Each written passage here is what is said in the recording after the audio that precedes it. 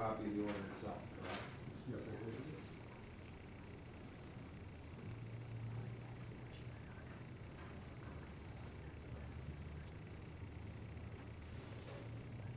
Now, the second paragraph says, if you have any legitimate county business that requires you to enter and remain in Cheshire County Superior Court building, you are to contact me to make an appointment to conduct your county business. What does legitimate county business mean? Whatever reason he has to be. So anything he wants to do in a court is legitimate county business. So if he wants to go into, if he wants to go to the courtroom and he goes to the court and watch judicial proceedings, that's legitimate county business. Everything that he has to do in the courthouse is legitimate business.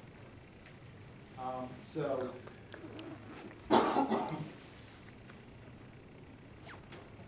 now, am I correct that this order says you are prohibited from entering or remaining on the county property? Without getting permission to do that. For any purpose. All right, so, who has to give, who's the person entitled required to give permission? Any one of my staff can do that. They've done that. Is that what this order says? The order is for Mr. Bernard and others, and the internal order is that any one of my staff, because most of the phone calls that come into the sheriff's office or for the sheriff, and they pertain to other purposes that the deputies do. If somebody calls asking for me, the staff, probably as your staff may, looking for what the purpose of the call is, and 9 times out of 10, probably 99 times out of 100, somebody else will take care of the issue as they do with these. Sir, you said they're internal orders. Are those internal orders in writing? No.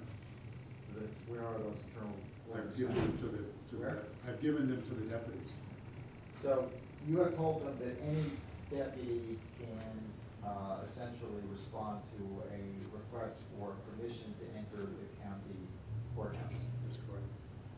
So what criteria are deputies supposed to utilize in order to decide whether or not to permit entry into the courthouse? The illegitimate purpose, and that's for anything. So if any legitimate purpose is anything, is that right? Anything legitimate purpose, that's correct. So essentially, if Mr. Freeman were to call your office, he wouldn't need to speak to you. He would speak to essentially any deputy in the office, and any reason he gave for going to the courthouse would be considered a proper reason. Yes. And so the deputy at that point would be authorized to tell Mr. Freeman, okay, you can enter the building, or go into the parking lot. Are any of these instructions or criteria in writing? As I said, no, they're not. And how do you communicate these instructions to the other? How many other deputies are there? There are 9 deputies and then there's me. And how do you communicate it? I've told them. Individually or in a meeting? If they weren't all at a meeting, it could have been both. So if Mr. Freeman had called your office and said, I want to go to the courthouse parking lot for the purpose of videotaping court personnel, your deputies would have been instructed to say to him, fine. Is that right? Yes. So there's nothing that Mr. Freeman did prior to issuing this order that he couldn't do after issuing this order. That's correct. So basically, this order isn't worth a piece of paper it's written on. That's not correct. All right, well, what is the purpose of this order?